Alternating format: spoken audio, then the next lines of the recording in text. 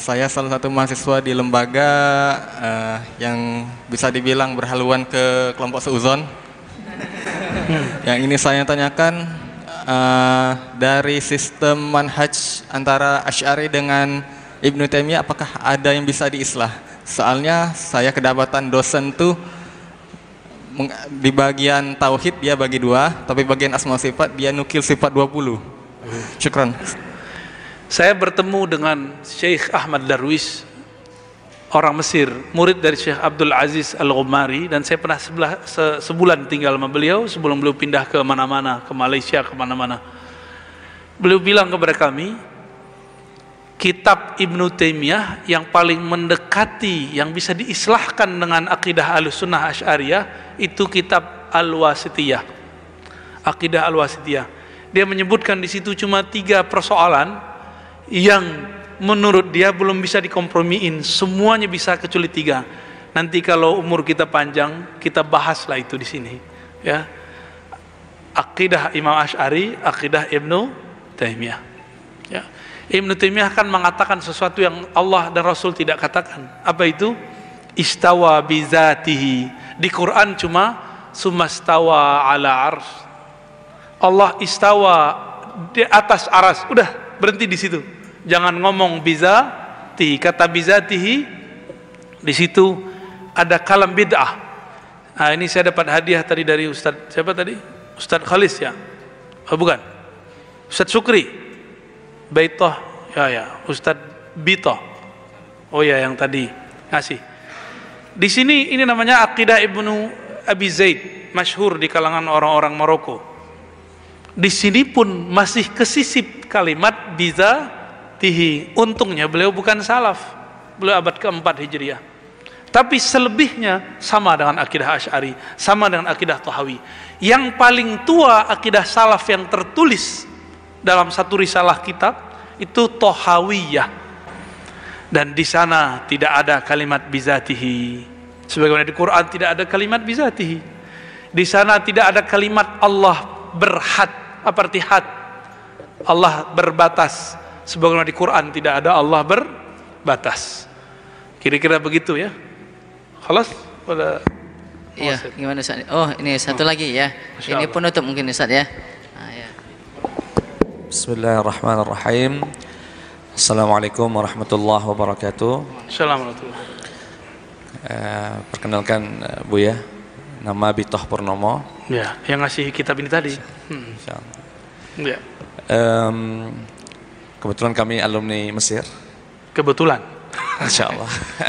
Berarti saya kebetulan alumni UIN. Darussunnah. Saat dulu hadir di majelis Syekh Ali Jum'ah. Alhamdulillah.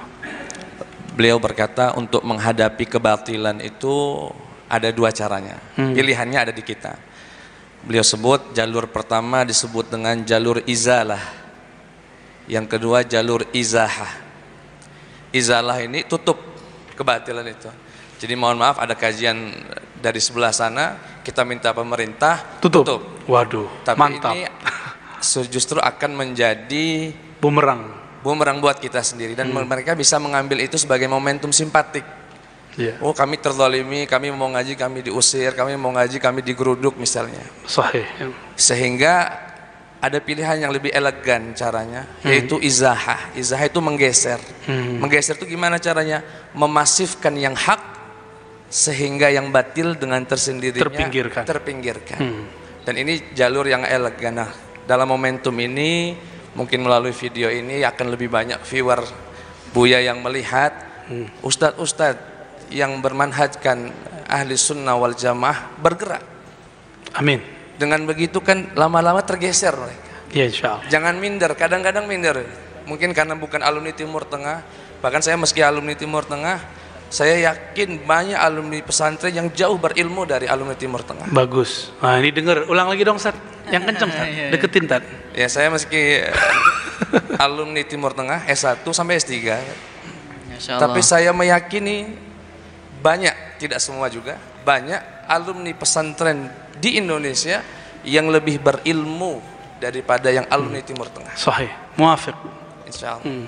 Sehingga mungkin melalui momentum ini, ayo gerak, masif, begitu, insya Allah dengan sendirinya akan tergeser. Dan mungkin nanti minta testimoni dari Buya, kami ada juga bakal akan kajian, marketing mereka kita ambil, cara marketingnya. Karena mereka punya kelebihan di sisi marketing, branding. Dan itu bagi orang awam mudah untuk dicerna, oh ini yang sunnah, oh ini yang salaf. Padahal isinya tidak sesuai bungkusnya. Nah kita ini kadang kalah dibungkus, padahal isinya bagus. Ya, seperti tadi kajian ikut Asy'ari apa Salafi, orang awam jelas Salafi, karena salaf yang lebih pikirnya. Tapi orang yang mendalami lebih dalam jelas Asy'ari yang salaf, yang sesungguhnya Salafi. Sehingga insya Allah akan ada, mohon nanti testimoni dari Buya. Baik. Kami akan buat daurah 2 hari 3 hari per bulan, keliling ke masjid-masjid, minta pengurus masjid untuk ngirim anak-anak muda mengkaji sifat 20 itu. Alhamdulillah. Mazhab. Dan harus masif insya Allah. Dan mazhab insya Allah. Begitu Bu ya, mohon sekedar tambahan saja dan semoga ada informasi yang baik. Assalamualaikum warahmatullahi wabarakatuh. Syukran Ustadz Bito. Antum sampai doktor di sana ya? Belum sidang ya. Kita doakan semoga selesai. Ya sudah. Amin. Amin ya Rabb. Ya. Ini sebagai pengalaman di tetangga kita Riau, itu dulu juga sama Ustadz. Teman-teman antum yang dulu tamatan Mesir, tamatan Yaman, tamatan Sudan, itu bergerak sendiri-sendiri. Karena sendiri-sendiri jadi penakut. Jadi ini kejadian, ngumpul begini, ada satu di pojok, celananya agak sedikit hemat ya. Cuma karena memandang dia yang satu itu, dia kemudian fokus kepada yang satu itu, menjaga hati yang satu itu, yang sarungan di sini, kemudian dia sakiti. Itu terjadi di Sumatera Barat, terjadi di Pekanbaru, terjadi di Riau. Kenapa? Si Ustadz sendiri, dia bergeraknya sendiri. Paham maksudnya?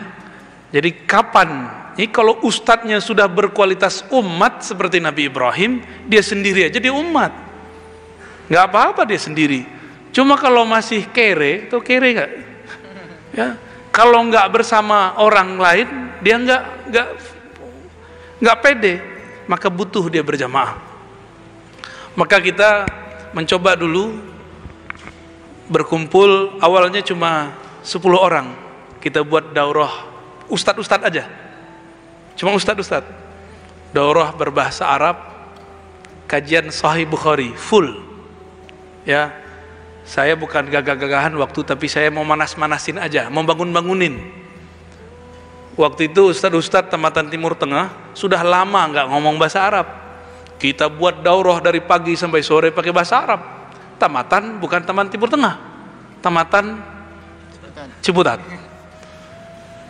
Ini bukan untuk gagagan, saya sengaja bikin, ya itu nyelenehnya saya kira-kira begitu.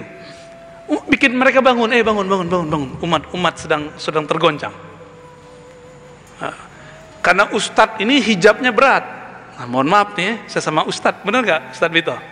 Ustadz itu susah mendengarkan orang karena biasa didengar orang.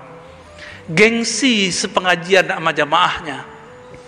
Itu hijabnya dai, hijabnya ustadz. Kalau ustadz bisa ngelewatin itu, ilmunya akan berlipat lagi. Karena orang yang alim itu pasti tawadu, orang ilmunya sedikit pasti sombong. Maka sering ngomong Allah yahdik, ya kan? Semoga Allah memberi hidayahmu. Dia lupa kalau dia kurang hidayah, ya. Maka saran saya Ustadz Bito, kawan-kawan para khirij dan para pimpinan pesantren buat majelis. Udahlah konflik-konflik partai politik, pergerakan, cut dulu lah. Lalu kemudian bermusyawarah buat daurah sehari pagi sampai sore. Biar ustadz tuh ilmunya tidak mentok, biar dia merasa tidak sendiri. Lalu buat sekali sebulan majelis, seperti di Pekanbaru itu ada majelis kajian Sahih Bukhari, namanya Majelis Sunanul Mustafa. Itu di depan ustadz berjejer. Jadi umat ngelihat itu seneng. Lah itu loh ustadz kita Ahlus Sunnah, ngumpul di depan, mereka masing-masing baca hadis lalu menjelaskan Masing-masing baca hadis menjelaskan. Ini masjid kan menjadi simbol nanti bisa. Boleh nggak nih Pak Sekretaris Pembina nih, boleh Pak Haji ya? Di sini nanti para ustadznya ngumpul, ya baca satu kitab. Karena mereka bawa kitab sunnah, ayo kita buka kitab sunnah itu ala kita, sesuai sanad yang kita dapat. Wah, indahnya bukan main itu. Silakan dipikirkan itu nanti ya. Tolong gesekan-gesekan yang ada itu udahlah ya, ketawa nanti mereka sama kita. Pasti ada antara ustadz nih gengsi lah, ya nggak? Atau ada konflik. Coba antum lupain itu. Fa aslihu baina akhwaikum. Bagaimana cara islah? Munculkan musuh kita sekarang sama. Masalah kita juga sama. Umat kita punya kebingungan yang sama. Masa ustadznya juga bingung? Ya. Jangan kayak yang saya ceritain tadi, kanan jaga yang hemat celananya itu, yang pakai sarung dia singgung semua. Walhasil dia oleh yang hemat itu tidak diterima juga, oleh yang sarungan juga dibuang. Itu tanda Allah tidak terima dia, ya. Karena dia ingin jaga hati makhluk, tidak ingin jaga ridha Khalik. Ya, nauzubillah min dzalik. Ada lagi Ustaz?